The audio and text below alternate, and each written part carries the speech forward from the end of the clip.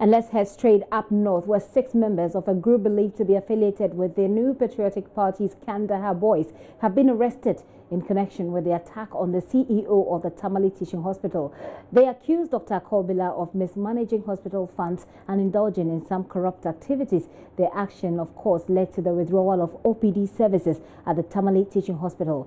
Families of patients seeking health care have all been turned away, leaving a number of them stranded. Let's get the very latest from Tamale on the arrest made so far. I'll speak with our correspondent, Martina Bugri. Martina, what do we know? Good afternoon, Gifty. Go ahead, Martina. Currently, I am at the regional police headquarters where 6 of the guys were brought in a while ago. This afternoon, there was a swoop and 6 of them were picked. I gathered from eyewitnesses that a combined team of the military and the police in 4 vehicles, fully armed, went into the community and then picked about 6 of them. So we are at the police headquarters now, where the police public relations officer is about to address us. Is it possible to speak to the PRO? Yes. Very well. Let's hear from him.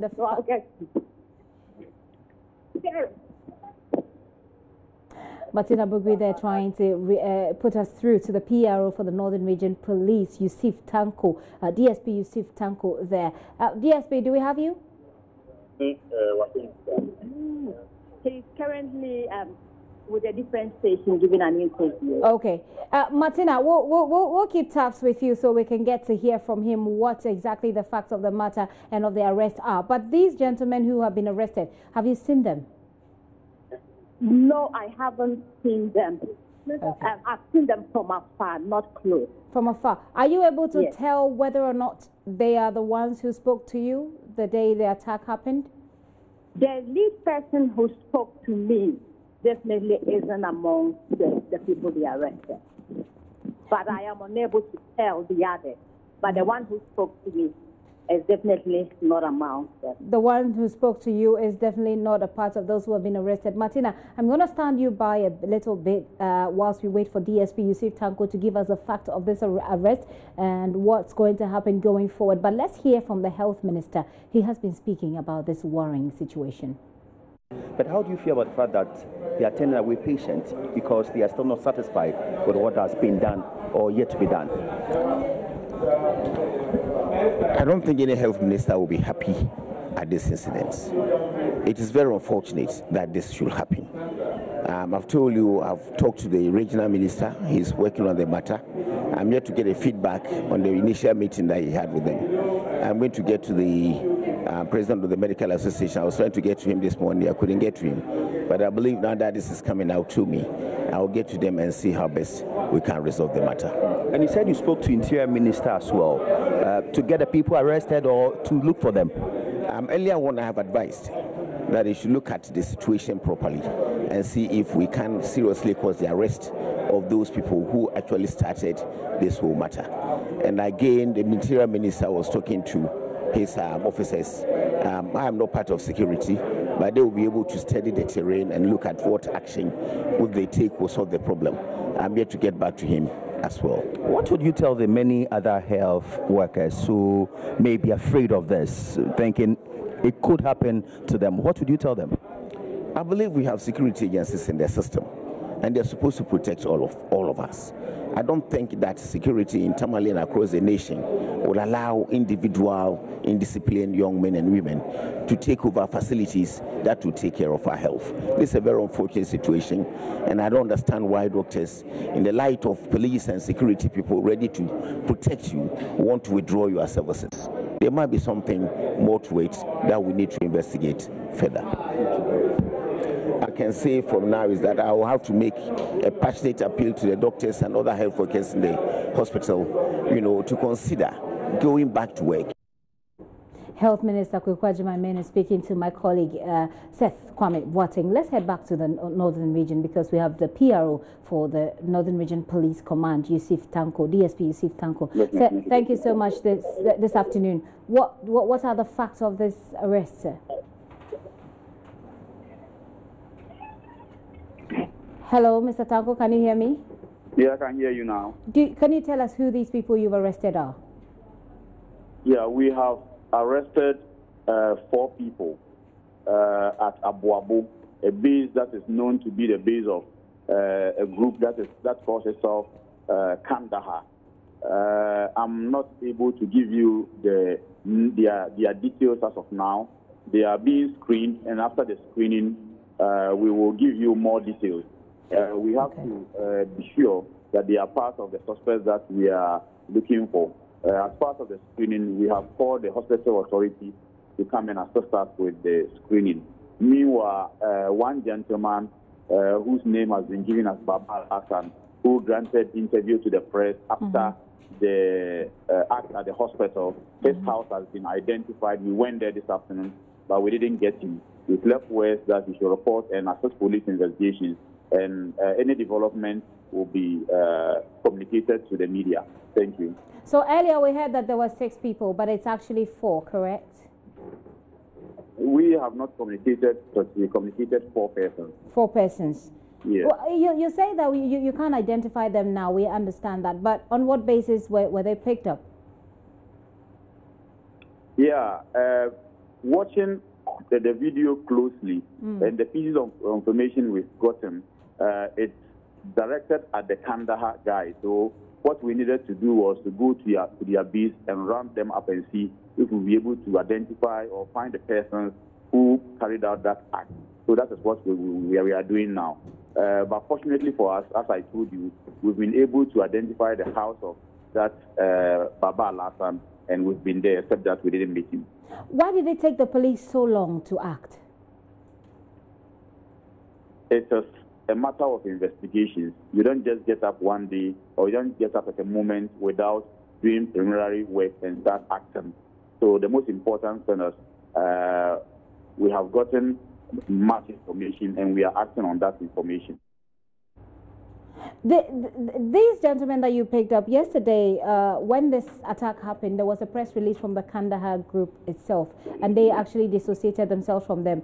Are they, those that you've arrested, are they a part of the Kandahar group, or are they not? Unfortunately, I didn't get the question, sorry.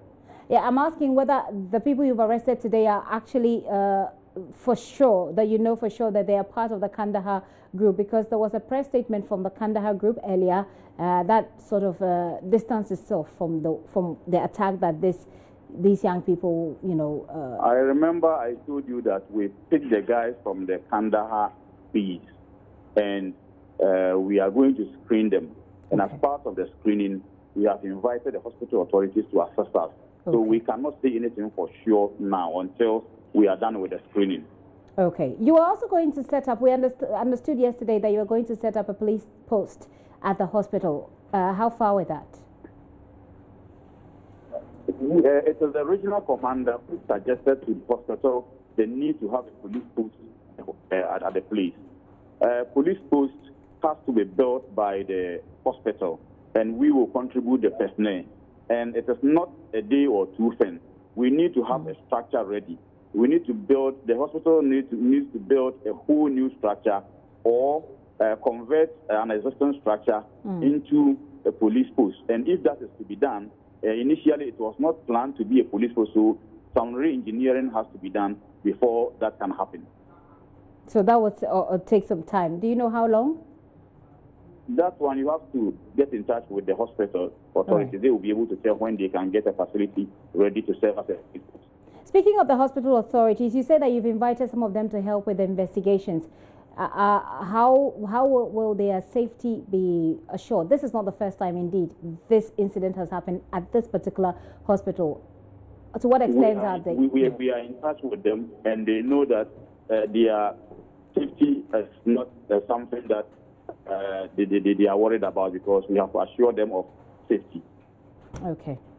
DSP Tanko, we say a very big thanks to you for your time. We really appreciate it. DSP Tanko is the PRO for the Northern Region Police Command there. Now, let me finish. What we do also have on the line, the Public Relations Officer of the Tamale Teaching Hospital, Dr. Ken Osei-Mensah. Sir, thank you very much for your time this afternoon. Good afternoon. So earlier you told us that a meeting was to be held this morning between the regional minister and some of your health officials. With the rest of the 4 persons, will your members call off the strike? Let me say good afternoon to your listeners. The meeting was held between the chief executive and then the leadership of the grouping in the hospital, the unions in the hospital. They made some demands to the RECSEC, and then the RECSEC also gave them some guarantees and assurances. Between the two of them, they had agreed that they want to see some concrete steps before they can call off the strike. One included the arrest of the people who came here to disrupt work and then impede the work of the chief executive officer. And RECSEC assured them that they are going back to work to make sure that happens. And as a result, the unions also informed RECSEC that they were going to have a meeting with membership, because the meeting between RECSEC was RECSEC and the leadership of the union. So they were going to inform their membership and then take a decision as to whether they are going to come back to work. But within that time frame, they were expecting that some arrests should be made because the people who came to the hospital were brazen enough to have videos done for the acts that they committed, so they can be easily identified. So as it stands now, the strike is still on. I'm still in the office waiting to hear from the union as to what their meeting turned out, but I haven't heard anything yet, so I'm still waiting for them. If one of the key demands of your members was to get the perpetrators arrested, if the police has made 4 arrests, isn't that good reason to go back to help the patients who are basically at your mercy? Like I told your producer earlier, I am hearing it. I saw it on social media. I'm yet to ask the chief executive office if he has been informed about it. I personally, I have not gotten an official notification of the fact that some people have been arrested. But if they have been arrested, that's good news. I think that will go a long way to resolve the impasse that we have at the hospital right now. Because it is the fervent hope of management and the chief executive officer that we have our staff back working. We understand the mandate we have, and we need them to be here to help the patients. Earlier, we just heard the health minister speak, and he was saying that he does not understand why there will still be assurances of your security, and doctors or health workers will decide not to work. He says that he believes that there's more to it than meets the eye that ought to be investigated. Is it just about the attack, or is there more? I can't tell. The letter or the communique came from the union that informed us that we were going on strike was documented, and they have indicated the reasons for which they are going on strike. I do not know if there is any other reason why they are going on strike, and I would not speculate if there are some other reasons why they are going on strike. I want to respect their decision as members of staff. If they say they are not feeling safe enough to go on strike, I believe that is the reason. And we also believe that most of these assurances have been given in previous situations where some of you have come here to cause the same or similar incidences. So I believe that I want to give them the benefit of the doubt as staff of the hospital. They are my colleagues, and I know most of them are not happy with the fact that they are on strike. But I believe that some of these attacks have become incessant, and as a result, they feel that it is about time that it stops. Where is the CEO at the moment? He is in his office as I speak with you. What happened, and how was the office finally opened? The office was opened, that was yesterday morning, by the RECSEC, led by the regional minister, and that was how the chief executive got access into his office. Was he hurt?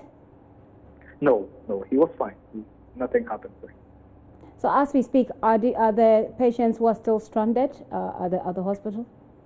For now, the information has gone down. So I think those who came to seek OPD services have realized that there are not going to be OPD services in the hospital today, so they may have looked for other alternatives around.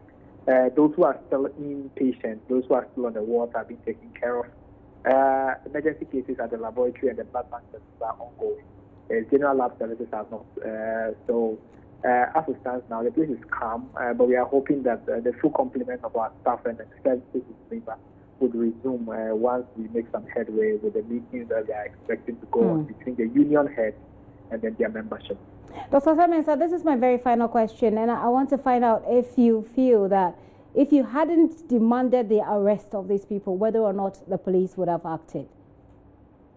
Honestly, I would not want to speculate. I believe that the police probably were working on it. I also believe that maybe the strike action, they have hastened their efforts, but I am aware that a lot of efforts were being made. The police were very quick in responding to our call when the incident happened. In less than 30 minutes, they had mobilized and they were in the hospital. So I would give them also the benefit of the doubt. And I'm sure that they will continue to do the good work to protect the staff of the hospital and to protect the patients in the hospital, so that we can continue to do the work that we are supposed to do. Indeed, Dr. Ken Osei-Mensah is PRO for the Tamale Teaching Hospital there. Doctor, thank you so much for your time. Really appreciate it. Well, let's go over again to the northern region and hear from some of the family members of patients who were stranded at the facility this morning. So we were told to come here. That was on the 14th of June, or July, that we came. And we were told to come back this month, 14th. And actually, we are here this morning. And when we came, we were told that they are on strike. And actually, we couldn't see this night. And we are going back to our wallet this morning to see if there's a need from other hospital. So you can't wait because... You can't wait because we're not seeing any changes from them. We're not seeing any improvement. We are doubting as whether they will attend to us this morning or not. And we will not wait, and at the end, maybe there won't be any help. So we are seeing that if we get back to our wallet and then get another help somewhere, it will have been better than standing here till evening. We came on Monday. And if you can speak loud. Up to now, we haven't seen any doctor to attend to us. Now, mother was on Monday. They gave us some tests to come and do. So now I went to the laboratory. No one is there to do the test for us. They are keeping on telling us that we should wait. We are sitting down there. No one is attending to us. What's wrong with your brother? Yeah, he's suffering from kidney problems. And are you ready to wait? What are you doing now? Now they said we should come and do some lab tests. That's why we are there. And no doctor is there to do the test. Family members of stranded patients at the Tamale Teaching Hospital earlier this morning.